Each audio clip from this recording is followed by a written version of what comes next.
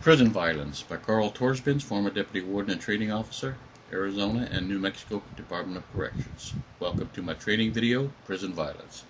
Boundaries can happen to any person no matter where you live, or background, age, job, race, or sexuality. There are no boundaries for violence.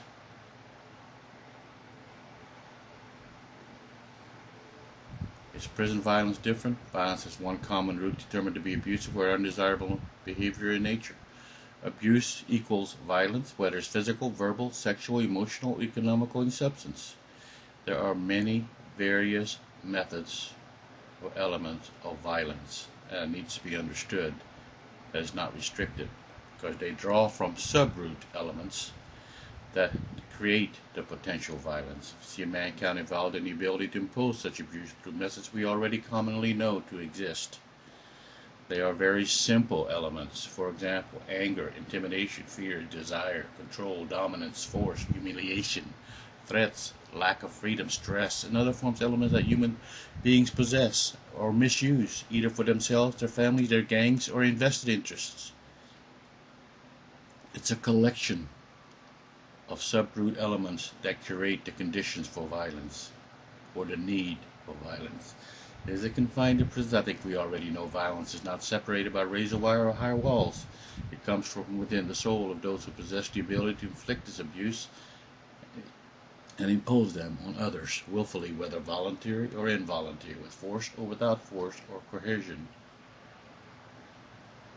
Complex question is confined to prisons. Abusers believe they have a right to control their victims by telling them what to do and coercing into obedience.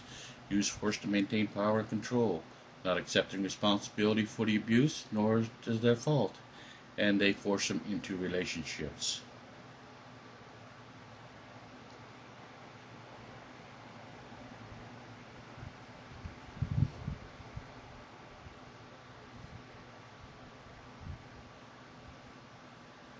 Examples of physical abuse: being kicked, punched, pinched, slapped, choked, bitten, the use of knives or weapons, including irons, scalded, poisoned, objects being thrown at them, whether it be hard objects or liquid.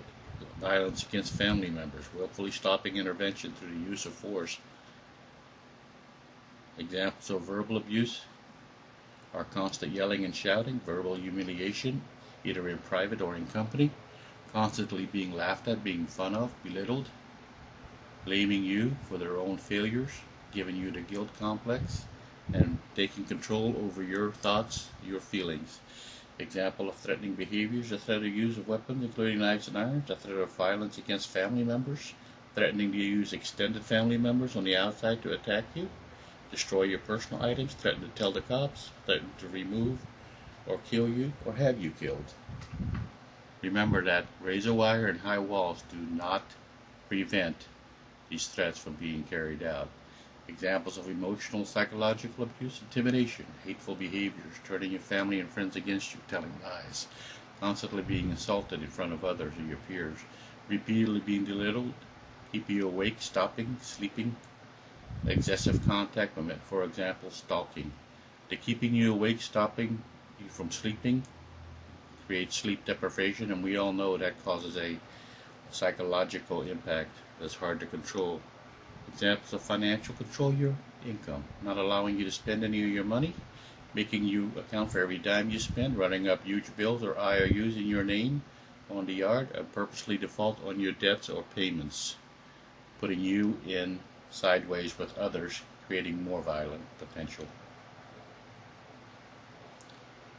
Examples of sexual abuse: sexual harassment, pressure, forcing sex after physical assault, sexual degrading language, and rape.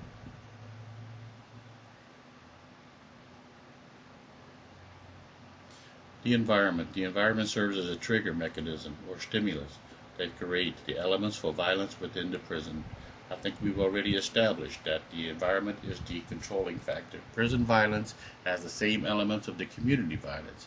The propensity for violent act or crime to be committed is increased by the fact that prison populations are both violent and non-violent offenders that are subject to the same pressures as the free world, sparking either a planned or spontaneous act of violence, just like on the outside.